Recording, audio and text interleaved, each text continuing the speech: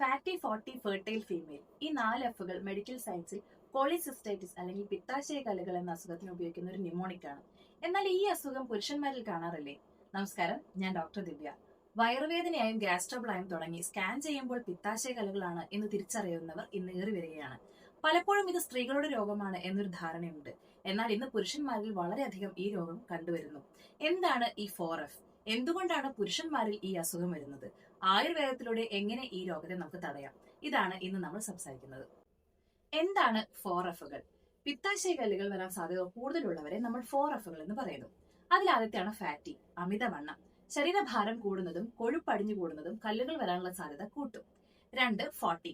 40 വയസ്സ് മുകളിലുള്ളവർക്ക് മെറ്റബോളിസം കുറവായിരിക്കും, digestion slow ആയിരിക്കും. ഇവർക്കും കല്ലുകൾ വരാനുള്ള ചാൻസ് കൂടുതലാണ്.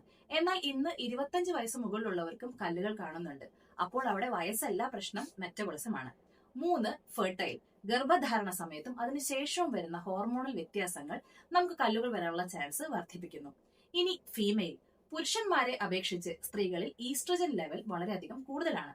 ഇത് കൊഴുപ്പ് അടിഞ്ഞുകൂടാനും കല്ലുകൾ വരാനും ഉള്ള സാധ്യത കൂട്ടും. ഇതൊക്കെ കേൾക്കുമ്പോൾ പുരുഷന്മാർക്ക് ഒരു സമാധാനം തോന്നിയേക്കാം, ഇത് നമ്മളെ ബാധിക്കുന്ന കാര്യമല്ലല്ലോ എന്ന്. എന്നാൽ അത് തെറ്റാണ്. ഇന്ന് 25 വയസ്സ് മുതൽ 30 വയസ്സ് പ്രായമുള്ള യുവാക്കളിൽ വരെ ഈ അസുഖം വളരെ കോമൺ ആണ്. ഇതിന് പ്രധാനപ്പെട്ട കാരണങ്ങളിൽ ഒന്നാണ് കുടവയർ. പുരുഷന്മാരിലെ കുടവയർ അല്ലെങ്കിൽ വിസറൽ ഫാറ്റ് നമ്മുടെ ബൈലിന്റെ ഫ്ലോനെ ബ്ലോക്ക് ചെയ്യും, പിന്നീട് അത് കല്ലുണ്ടാവാനുള്ള ചാൻസ് കൂട്ടും. 2, ആൽക്കഹോളും ഫാറ്റി ലിവറും. അമിതമായ മദ്യപാനവും ഫാറ്റി ലിവറും നമ്മുടെ ശരീരത്തിലെ ഗാൾ ബ്ലാഡറിന്റെ ഘടനയെ തന്നെ മാറ്റിമറിക്കുകയും അത് കല്ലുണ്ടാകാനുള്ള ചാൻസ് കൂട്ടും. ഇനി ഇതിനെല്ലാം പുറമെ ഏറ്റവും പ്രധാനപ്പെട്ടതാണ് സമയക്രമം തെറ്റിയുള്ള ആഹാരശീലവും അതുപോലെ ബേക്കറി, ഫ്രൈഡ് ഐറ്റംസിന്റെ അമിതമായ ഉപയോഗവും. ഇനി പ്രധാനപ്പെട്ടതാണ് വാട്ടർ ഇൻടേക്ക് കുറയുന്നത്. ഇതെല്ലാം പുരുഷന്മാരിലെ ഈ അസുഖം കൂട്ടാനുള്ള ചാൻസ് കൂട്ടും. ആയുർവേദത്തിൽ സ്ത്രീ പുരുഷ ഭേദമന്യേ ദോഷങ്ങളുടെ അടിസ്ഥാനത്തിലാണ് ഈ അസുഖം കാണുന്നത്. അമിതവണ്ണം, എണ്ണമയമുള്ള ആഹാരങ്ങൾ, വ്യായാമക്കുറവ് ഇതെല്ലാം നമ്മുടെ ശരീരത്തിലെ കഫദോഷത്തെ വർദ്ധിപ്പിക്കുകയും എരിവ് പുളിയുള്ള ആഹാരങ്ങൾ അതുപോലെ ആൽക്കഹോൾ നമ്മുടെ ശരീരത്തിൽ പിത്തദോഷത്തെ വർദ്ധിപ്പിക്കുകയും ചെയ്യുന്നു. ഇത് ഗാൾ ബ്ലാഡർ സ്റ്റോൺസ് ഉണ്ടാക്കുന്നു. നമ്മുടെ ശരീരത്തിലെ ലിവറിന്റെയും ഗാൾ ബ്ലാഡറിന്റെയും പ്രോപ്പർ ആയിട്ടുള്ള ഹെൽത്ത് ദഹനവുമായി നേരിട്ട് ബന്ധപ്പെട്ടിരിക്കുന്നതാണ്. ഇനി എന്താണ് ഇതിന്റെ സൊല്യൂഷൻസ്? സ്ത്രീ ആയാലും പുരുഷനായാലും ഈ 4 കാര്യങ്ങൾ പ്രത്യേകം ശ്രദ്ധിക്കുക. അതിലൊന്ന് ഭക്ഷണം നന്നായി കൺട്രോൾ ചെയ്യുക. ഫാറ്റി ഫുഡ്സ് കുറയ്ക്കുക. ഫൈബർ റിച്ച് ആയിട്ടുള്ള ഫ്രൂട്ട്സ്, വെജിറ്റബിൾസ് നമ്മുടെ ഡയറ്റിൽ ഇൻക്ലൂഡ് ചെയ്യുക. 2, എക്സസൈസ്. ദിവസവും 30 മിനിറ്റെങ്കിലും നന്നായി എക്സസൈസ് ചെയ്യുക. 3, വാട്ടർ ഇൻടേക്ക്. ഡീഹൈഡ്രേഷൻ കല്ലുകൾ ഉണ്ടാക്കാനുള്ള ചാൻസ് ഉണ്ട്, അതുകൊണ്ട് ധാരാളം വെള്ളം കുടിക്കുക.